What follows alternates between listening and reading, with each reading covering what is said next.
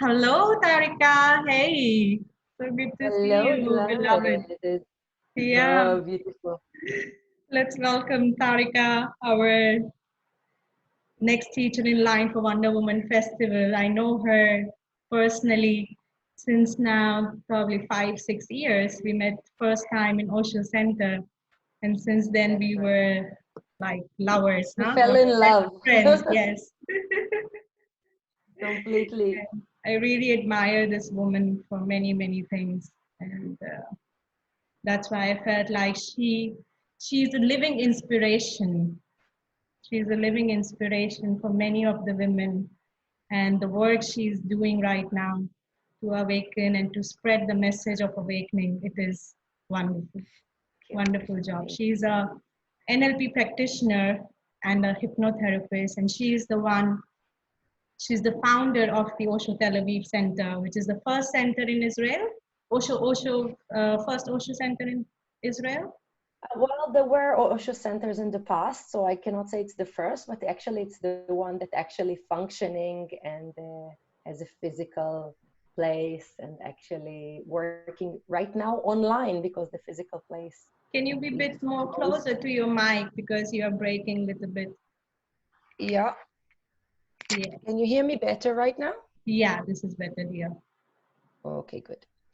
Yeah, so I'm saying that there were a few Osho centers in the past, like people that created, but it's just came in left. And now we have a beautiful Osho center that is functioning in the heart of Tel Aviv. Wow. Although it's not right now because it's what to do, Everything. shut down, but we have moved to online activity. And all our program is online right now, available for free for everybody. Wow. uh, Yeah. Meditation, right? Start from dynamic, 7 o'clock in the morning, different meditations, Kundalini every day at 5 o'clock, even stories for children Yeah, and I've been dance following you. Yes. parties, everything. Wow. Wow. Wow. So it's like a living Zoom meditation Zorba center. the Buddha So, but festival online. it's all days, all days. Well, as long as we can, Yeah. as long as we can continue, we continue. Yeah, and it's beautiful because it's been done by volunteers. All our people and facilitators are volunteering, and they do it with great love, devotion, and really believe in the work and spreading the love and spreading the meditation, which is what we need actually at this time. Especially at these times, I would say, yes. Every time, Yeah, especially every now. time, and yeah, every time and these times, because I feel like the whole energy, though it feels very challenging, but it is so supportive for the spiritual growth or for the inner growth. Like the whole, it's like the universe is conspiring for the humanity to awaken. Yeah, it's like it's Exactly. giving me goosebumps when I'm saying this, and wow, yeah, it's like Exactly. How a easy it is powerful on the time. daily life to escape from looking at ourselves, isn't it? Yeah. I mean, so easy to just drown myself at work, at the home activities, laundry, children, just go somewhere, do something, but not really look at myself. And this time is really an invitation, I feel, for us to really retreat somehow, no? Even for me, it's with children and my beloved and everything, but still, Yeah, it's an opportunity to look at all my emotions, my patterns of thinking, my habits that yes, I cannot escape from them right now. I have to look at them. And this is opportunity for growth, for change. I really believe in it. yeah, yeah. It's amazing. Yeah, Yeah. it's like, because all this outer stimulation has been stopped, has been limited. So there is no option. Like, we have been so busy in distracting ourselves into so many things. And now there is no option but to go in, Go in. to go inside your own, not just the physical home, but your inner self, your inner home. And to look at Yeah. the things, what has, wow, it's like wonderful, wonderful. Yeah, fine. Also, Just, I hear from many people that are by themselves at home now that what is really beautiful is that they cannot blame nobody anymore, because they are just by themselves. There is no boss, no mother, father, husband, nothing. It's just you and yourself. So this is really a great opportunity when you meet yourself suddenly, Yeah. and all the voices in our head, to really put it down to practice, isn't it? Yes, yes, true, true, true. Please tell Tarika how meditation has helped in your life. And also, in general, when we see people believe that meditation is only just sitting silent. But we, as Mm. you and me, we both have been following Osho. We know that there are so many practices of meditation and so many ways of going and digging into your inner consciousness or the vastness. So just a little bit about your journey, you got how you Mm. were introduced to meditation, the path of meditation, how it has supported in your life, Wow, and wow. So, yeah, who you are now. well, I have reincarnated myself in this life also.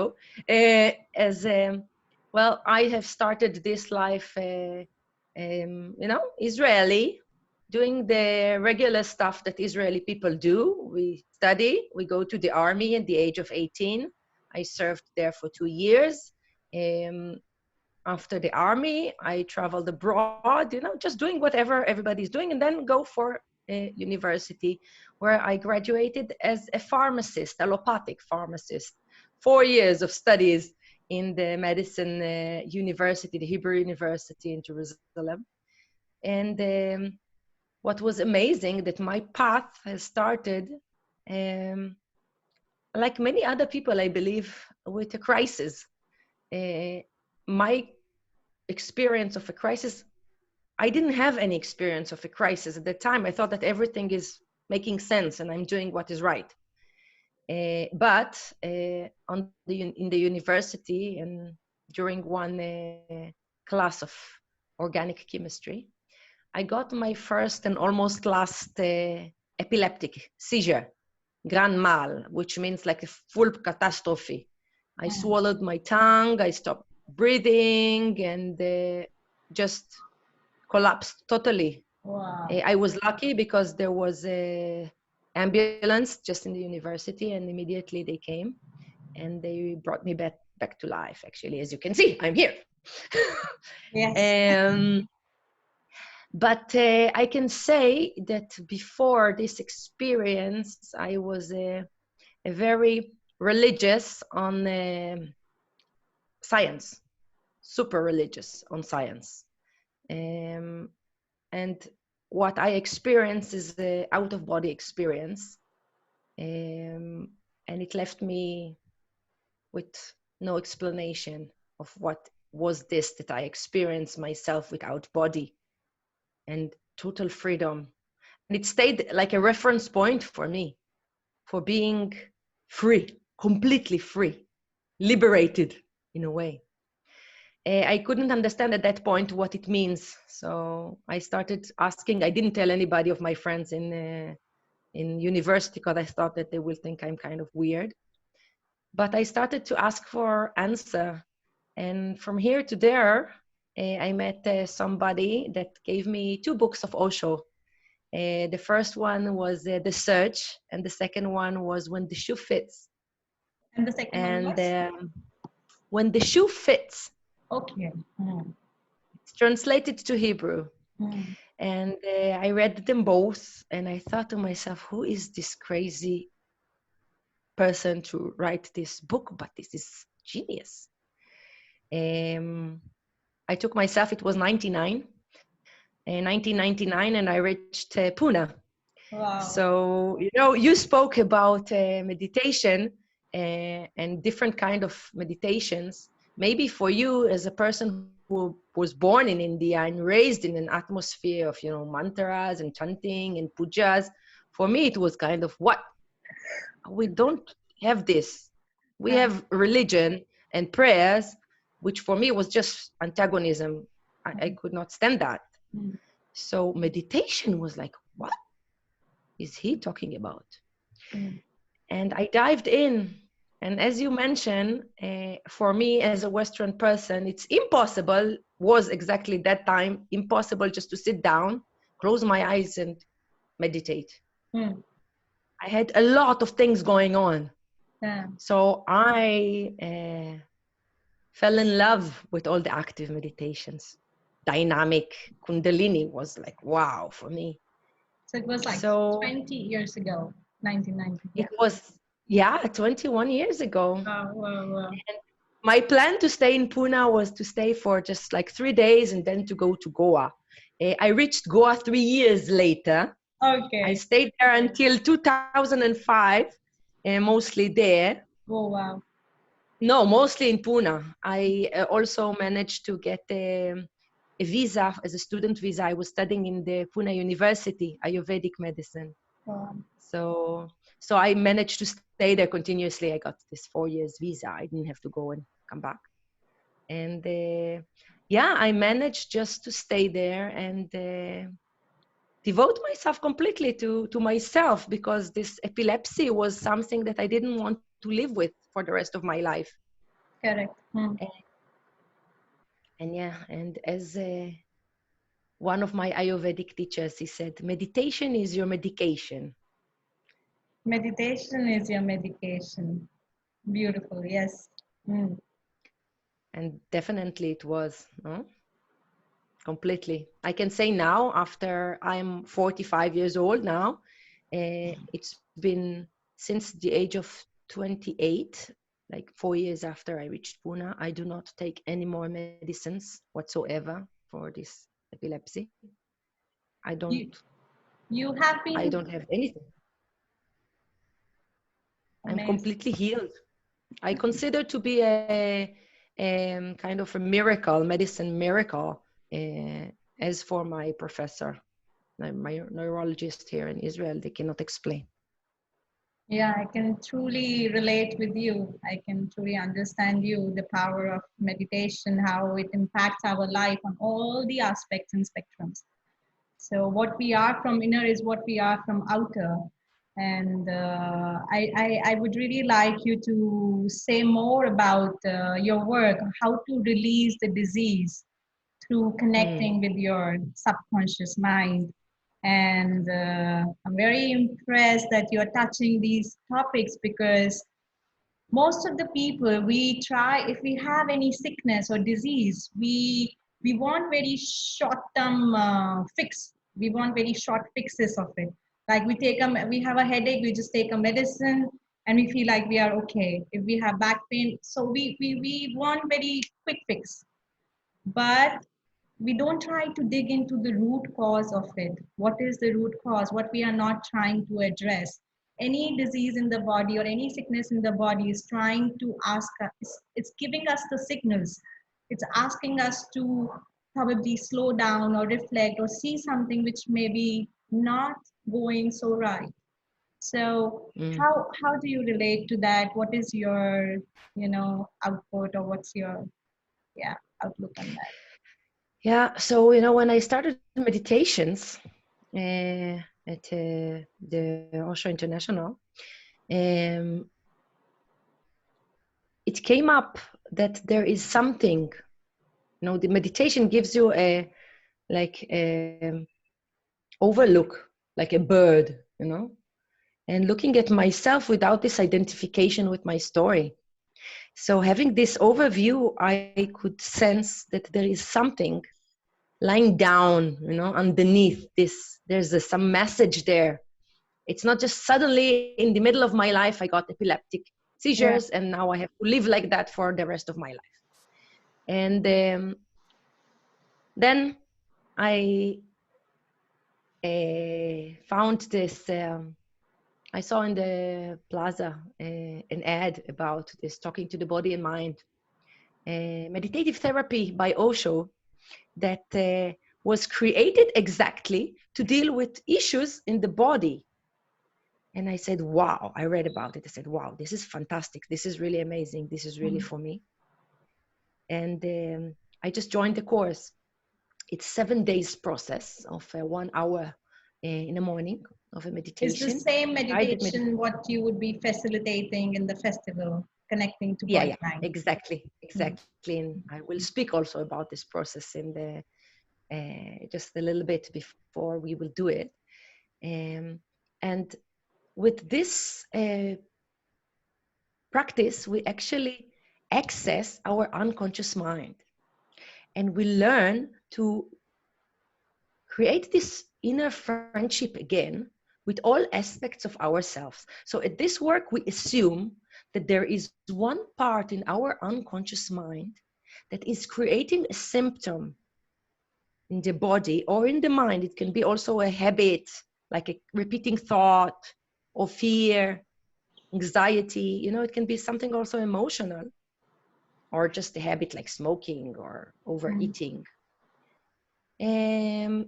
So we assume that there is a part that creates this habit, and we call it, he is like our caretaker, yeah?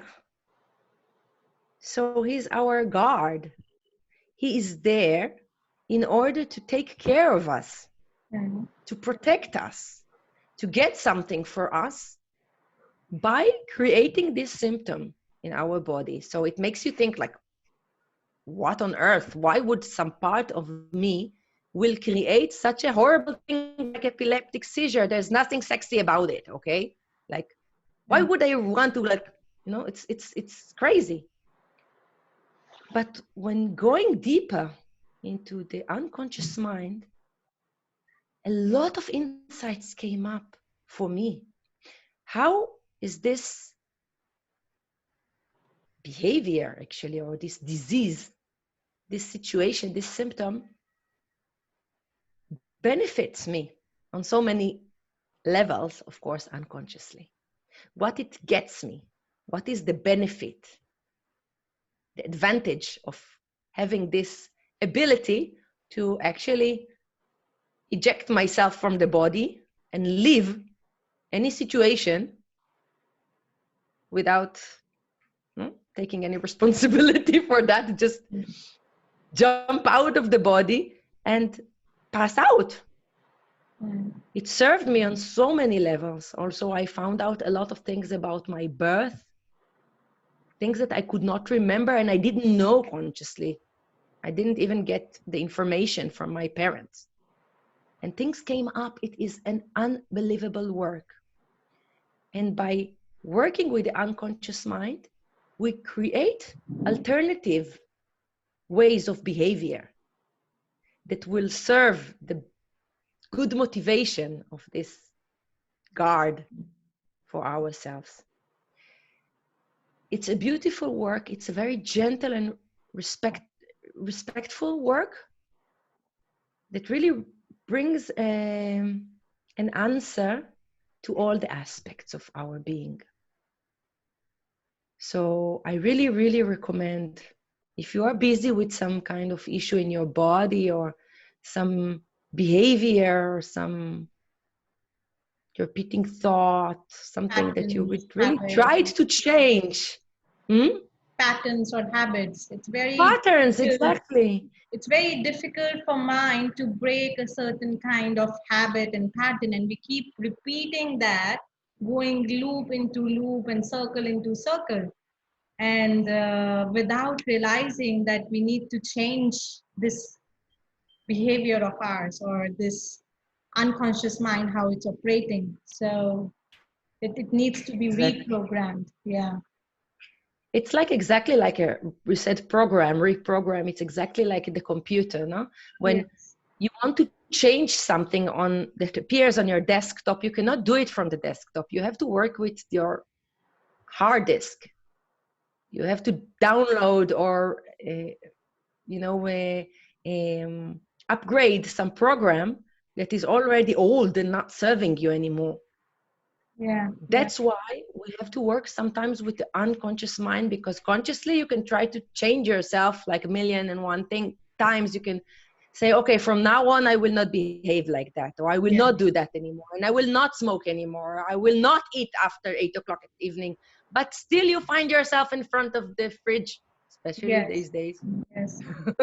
How to Yeah, this can help even how to change the addictions pattern without realizing that Yeah, because consciously or unconsciously, we are all addicted on some or other level with different things, whether it is internet in these times, or porn, or so many, smoking, drinking, television, so many shopping, and so it could be several level of distractions or addictions. And through the meditation, all these things can be addressed, and it can help to bring you to your own self.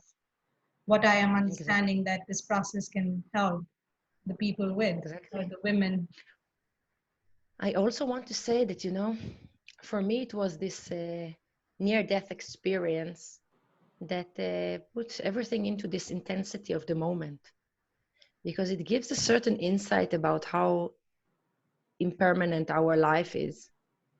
I think also this corona gives a certain feeling for people now all over the world, the understanding of impermanence, that we are not here for eternity, and Mm.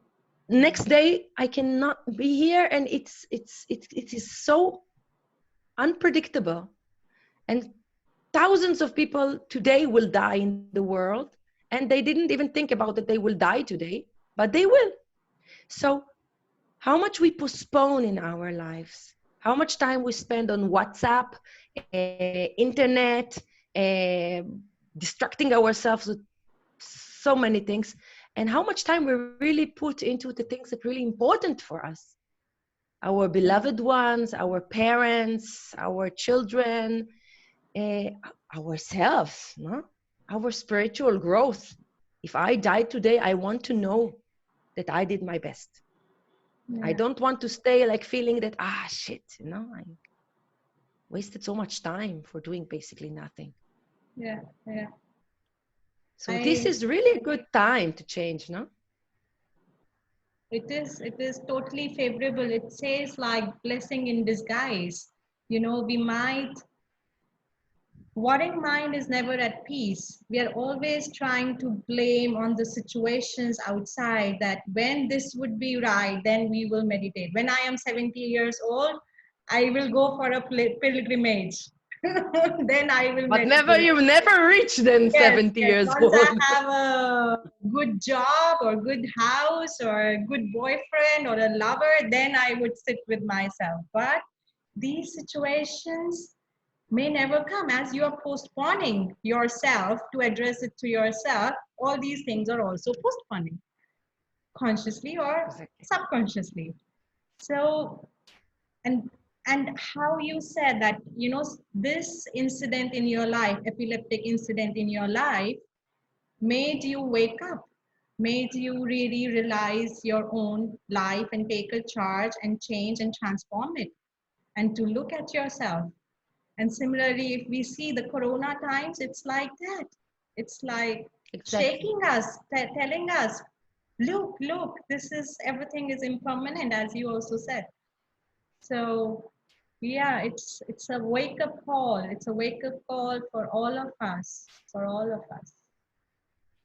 I'm sure that some of us that wants to escape, will find also during the corona ways how to keep themselves busy Yes. by not doing any kind of work.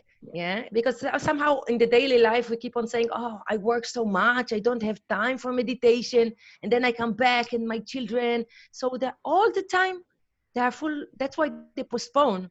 But now corona has stopped everything, and they say, okay, now let's check. Yeah.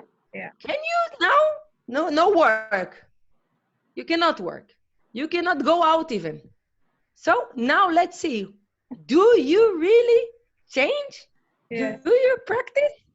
Or do you find some other things to do now? Mm, mm, So it's something that, I catch myself sometimes also mm. before I preach others. Like sometimes I also escape. So I have to be really conscious about it. I think this is something that we really need to put in our schedule. Yeah. So I loved the idea of the festival because it's scheduled. So once we register, we know. That's why also in Osho TLV we have our programs. So I know that at this time and this time and this time I have my meditation, I have This, my dance. this is the time for So I your make stuff. space. Yes. And I make space, and I have 2 children, 1 baby, same age like my Annie. Yes. I was just about to come on that. Like, how's, your life as a mama? You have 2 babies. I can understand being a mother of one, how hard it is to balance and to navigate between your passion and your, like, this is a passion to share meditation with people. It's your inner calling, your soul calling, but also in the materialistic life, you have to balance. Give time to children, give time to home, give time to your partner, give time to yourself. Like, how? And there is only 24 hours in a day. So how to really, navigate and practically also make time for everything. Like, I also, for me also, it's a challenge at times to really make space for everything and not ignore the baby, not ignore what my inner calling is also. So how you uh, Mm. navigate through these things, please share. I can say that, there's one word that coming up for me is totality. That this is something that I learn with Osho, is to be total. Whatever I do, to be total. Only this exists. So this is actually also a practice of meditation, isn't it? Yeah. It doesn't matter what I do. If I do it totally, I am completely there in the here and now. I don't play with my children and think, oh, I have something to do later. If I made space for this 1 hour meditation playing with my children, so this is my practice now. This is my meditation. So the first thing is totality. The second thing is, I would say, boundaries. And for me, this is something, I also facilitate the own meditation. And this is something that, having no boundaries, this is why I had this also epileptic thing. It's really like living the body is like the most, not having boundaries at all. And I have been practicing for the more than 20 years now, making very clear boundaries of my needs, of my wantings, and how to communicate it, and how to give example for my children, how to be total with myself, because I want to educate my children. If there's something I can give them, is the understanding that they are as important as other people. So I can talk a lot, but the best example is to show them how to do that. So if I take time for me, then I don't become like a victim of reality or them. I take time for me, for my body, even in these days, to wake up, to do my hair, to take care of my body, to put my makeup on, just not stay with the pajamas all day. To give my attention to myself, for not only my body, but also my mind, my heart. Then I give them the best example. Mommy is important. Then they can learn also they are important. So they Wow. will not become pleasers, like I was.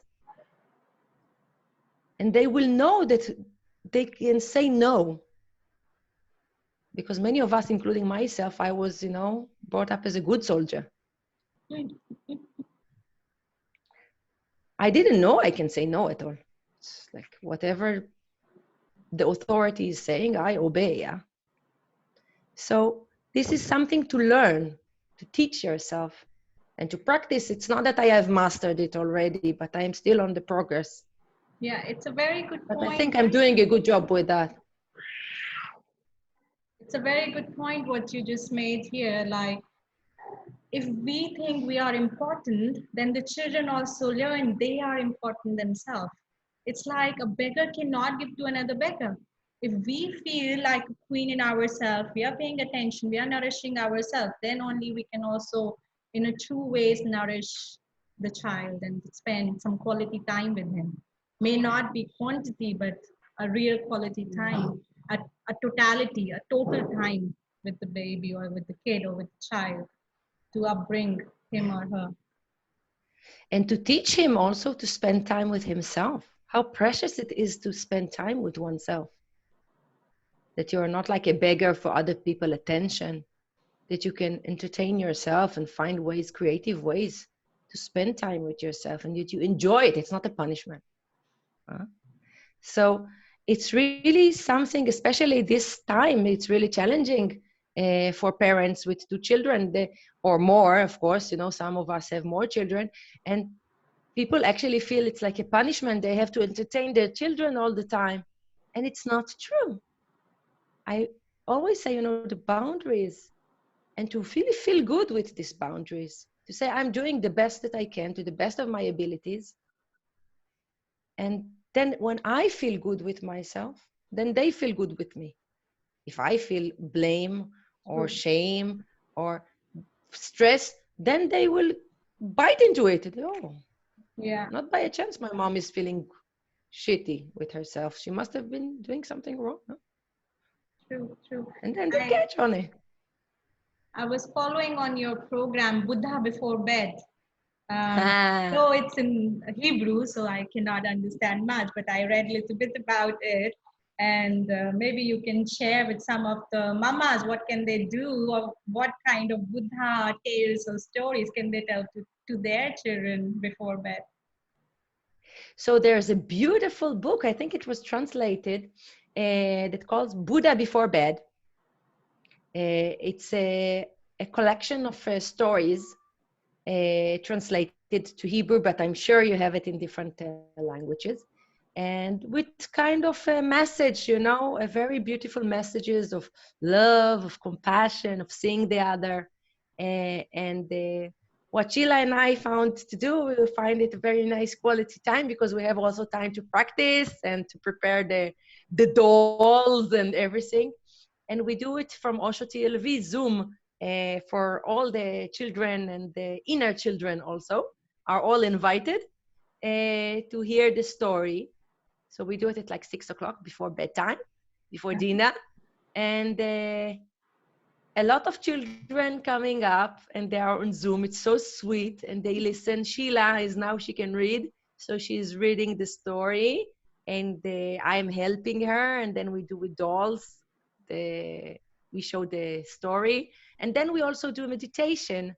I teach them a little bit of meditation that I do with Sheila, of relaxation, how to connect to the heart, how to send love and healing to the world. And also we discuss the message of the story, and it's so cute, super cute. I really advise everybody to try it. It's nice if, some parents find themselves with the kids at home, and then there's the class or the kindergarten, and nobody's going to school anymore. So they can do it through Zoom also for the class, for the friends. It's really super cute and super nice. So we enjoy it also here. Yeah, you can join in even if it's in Hebrew. Wonderful. You just get the energy of it. So it's the Hebrew. The author is the Hebrew artist. He's from Israel. Can we find it in English? Can you check it later? And maybe... I will check. I will check it later. I think no, it's been translated. So the person who translated it, it's of course Israeli, but it's stories that has been translated. I will check it and I will let you know about this book. Maybe you can, even if you write it on Google, you can check it. Okay. If it exists, then it would be there on Amazon. We will find it, yeah. And you've been doing Om meditation also with children. What age is right for the children to do any, to jump into the meditation you feel? What age is? Well, when I speak generally about meditation, I think it really depends on the child. When the child shows signs of interest, I never brainwash my child or put some bullshit into his mind, no matter even if it's nice bullshit, because no, well, as much as I can. There are some programs that we have to put in, but As far as a spiritual practice is concerned, I just don't. I saw so many cases of children that have been pushed to do something, whether it's one kind of spiritual practice or religion or something else, and then when they just grow up a little bit, they just resent the whole thing. So I do not want to push my children into this meditation. I think this is an important point. When Sheila started showing interest of what I'm doing, she was very small. She was interested in Kundalini, this shaking. It was really interesting for her, and also whirling. Does it naturally, no? Children do it. So I explain a little bit, and you give a little bit, few minutes of just shaking stage and then sitting down. So it can start at the age of 2 years old, 3 years old. It can start at 6, 7, but whenever the child is showing interest, you can follow up. Om meditation, actually, I don't do with children. There was an Om meditation, a version of Om meditation that Gabi, one of our facilitators, a Human University trainee, she's trained for Om meditation. She was leading an Om for children through Zoom. So it was really cute. It's like a journey, like visualization of a journey in the jungle and meeting different kind of animals. So it's very cute because they can express their emotions, like in anger or laughing, as they are different kind of animals. It's really nice. We also do that for children in Osho TLV. I am going to do an Om meditation online there. I say it. It's going to happen for the first time on May. I will give all the details with my team, with my own team. We're going to do the first online Om meditation in It's in Israel. Hebrew or in English, Tarika? This will be in Hebrew because it's the first time, and it will be like a trial because we will be few facilitators holding a space. We need to make a safe space online. But I want to tell you that tomorrow, Sunday, at 3 o'clock Europe time, Giti from Human University itself is facilitating an Om meditation, 1 hour Om meditation. I am going to participate, and it's for free. And everybody is welcome to join. I will send you the link. You can see it also on my Facebook wall. Okay. And it will be international, so it's going to be so many participants, and it's going to be in English, so everybody's welcome.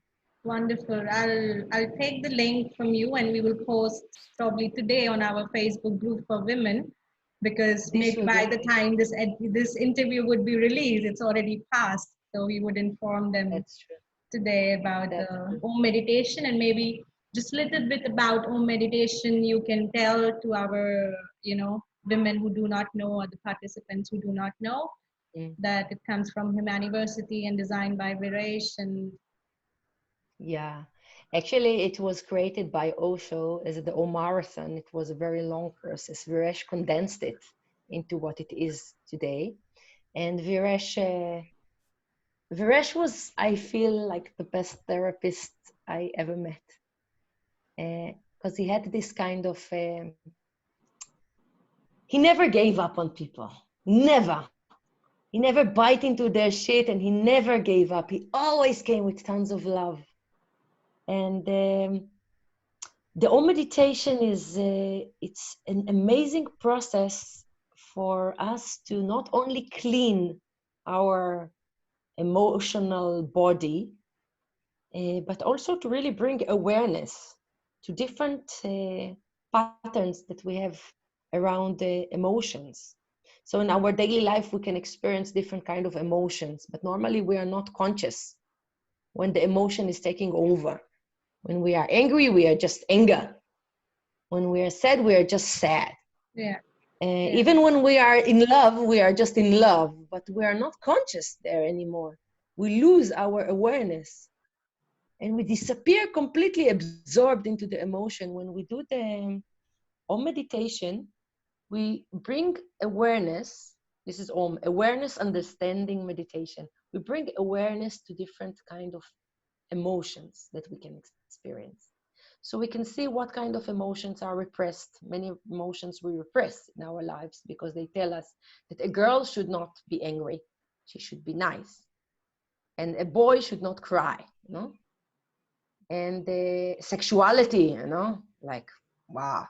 Is a taboo. Is a taboo. Is a taboo, you know? It's When shame, a it's first, this and that. when a girl discover her yoni, you know, when it's nice and she's touching it and she's like 4 years old, first thing they tell her is like, "Foo, this is horrible. Don't do that. Don't touch." And then something shut down. You Yes, know? yes, it's amazing for me to see as a mother. My Mayan still, since he was 6 months old, he plays with his genital all the time. Like, and I'm like amazed and surprised. Wow, like, oh, he's getting so much joy just touching there. And most of the parents, I'm sure they just remove, unconsciously because there is so much shame and conditioning coming from generation to generation, and there's so much collective shame around sex that for sure they must be removing the hand, of the baby from his or her genitals, that, oh no, don't touch, or just cover it quickly with the cloth.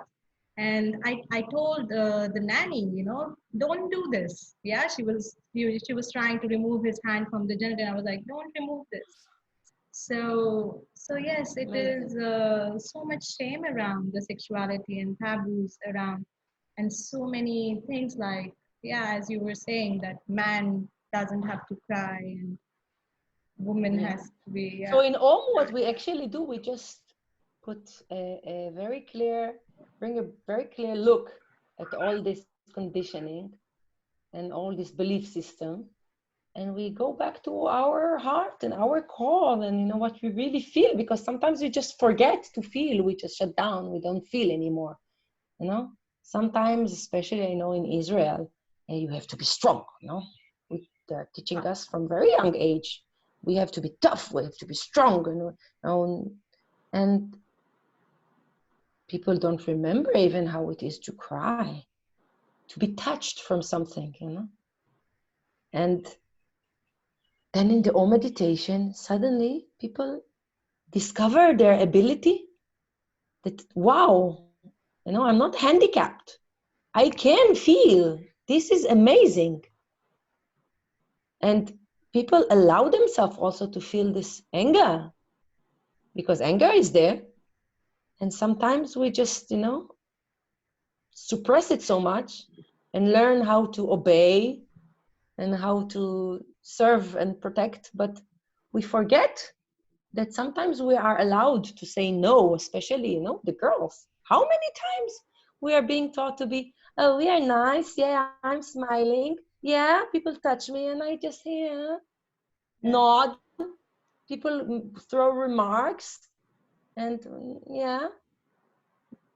So it's like there is also something about the cultural thing, with women. Yeah. Speaking And about the Women Festival, that a woman cannot say no. She's like a possession of her husband, and it's been like, even in the modern culture, even in the, I can say that in Israel now, we are very modern country, still there is some kind of unconscious belief system that what is really scaring me is that even the women believe in it. So all these imprints we really want to clear and to yes, bring awareness to. So the Om meditation is doing it perfectly. yes, Really. I did that for the first time in Osho Center, and I was really amazed, and it was mind blowing, and how through the different 12 stages of it. Yeah, Yes, 14 now. 14 stages. It Yeah, used to be 12, now it's 14. it's 14 now. Yes. So you go through, it's like your whole being is going and churning through the different steps of, the meditation. And finally, you are born something out of that process of 1 hour, Yeah. 1.5 hours. And just the last question. or maybe second last question, as we are running out of time. Tarika, I would like you to say something about the Tibetan Tantric Buddhism, how the Tantra and the Tibetan Buddhism are related, and what is your learning from it? So I've been practicing Tibetan Buddhist Tantra since 2005, when in May, it was super hot in Pune. I just escaped to the Himalayas, where I met my Rinpoche, Chamtol Rinpoche. And well, I connected so much to this practice through the practice of death, actually, the Bardo Todol, because of my experience. So it was like the first step I took into the practice of Tantra. As you can see behind me, there's Guru Rinpoche there, Tanka. So I've been practicing now 15 years. I've been practicing with him. I bring Rinpoche to Israel every year for a month or so, and of course practice daily. And the practice of Tantric Buddhism is a practice that I can say... Just 1 minute, Tarika. Sorry, there's Yeah. because my baby. Yeah, it's okay. Thanks. Okay. So this practice is a practice that actually, the beauty of it is that it covers all fields of life.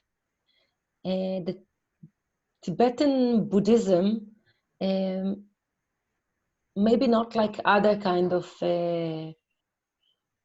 Buddhism, even like the sutric part, but the tantric part does not call you to renounce life. The whole idea is to take everything into the pot, whatever is happening in your life. So this is what Tantra is. It's like a net. So whatever is happening can be an opportunity for spiritual growth, like Corona. Everything can be something, an opportunity to practice. And they go really for the taboos also, no? Yeah. So, as I said, my connection started with practice of death, or chod, which is it's like a practice that includes practices of really dealing with death and all kind of things that really scares people. A tantric practice is actually a practice of transformation, and it's a super speedy path. It does not need to go all the stages for liberation. Once you recognize the nature of your mind, it can happen in a split of a second. And actually, Osho was very much tantric. For me, there is no contradiction at all.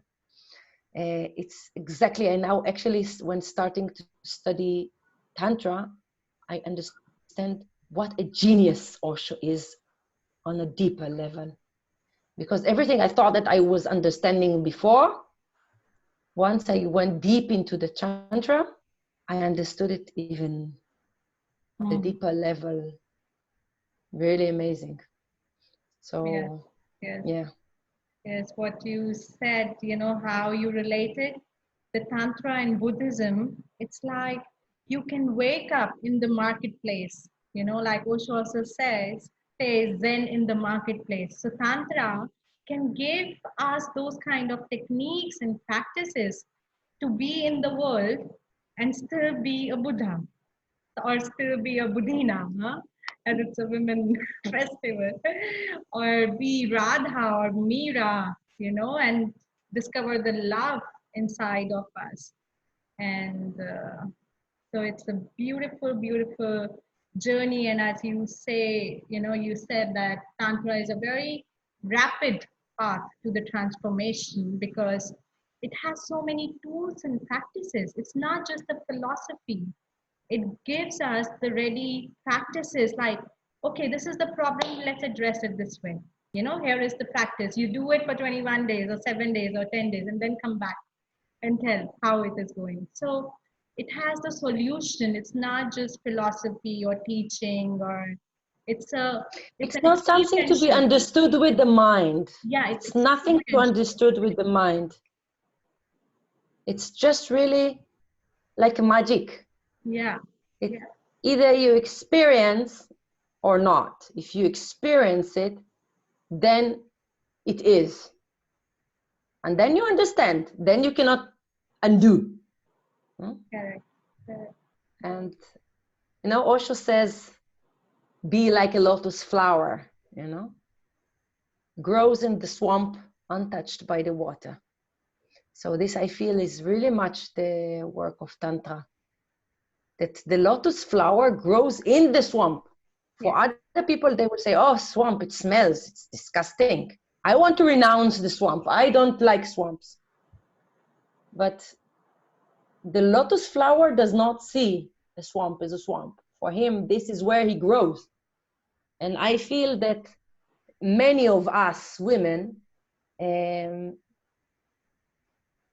we come, our roots as the females, we come from, we've been burnt as witches, we've been blamed for 1,000,001 things, we've been put down through ages, and this is our swamp, and this is our karma to make us born as women, and not only women, as evolved beings, you say, as women that are practicing a spiritual path. So we have a motivation to really flower like a lotus flower.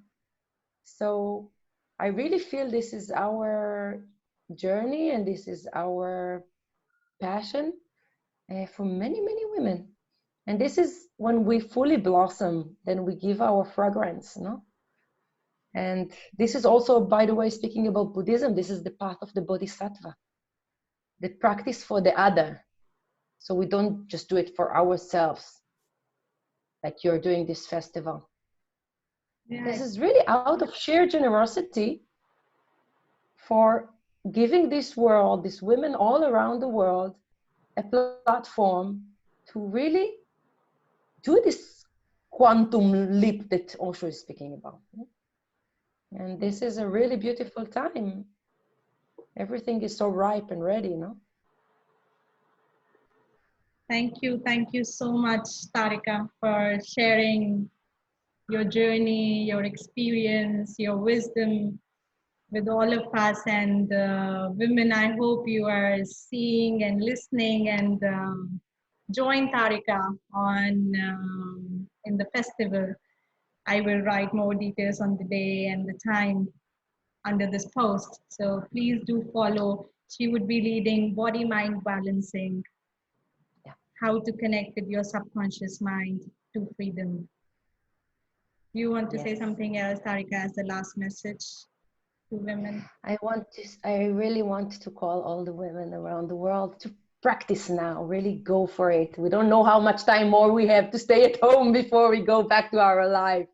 So let's enjoy this retreat. Let's do our best. And let's bring more love and compassion and awareness to this world. And thank you, beloved, for doing this. This is really beautiful. Thank you so much. It really touches me. Thank you, Tarika. Thank you, everybody, for listening and joining us. Thanks. Thank you. Thank you, beloved. Thank you, Osho. Bye-bye, Osho. Thanks. Thanks.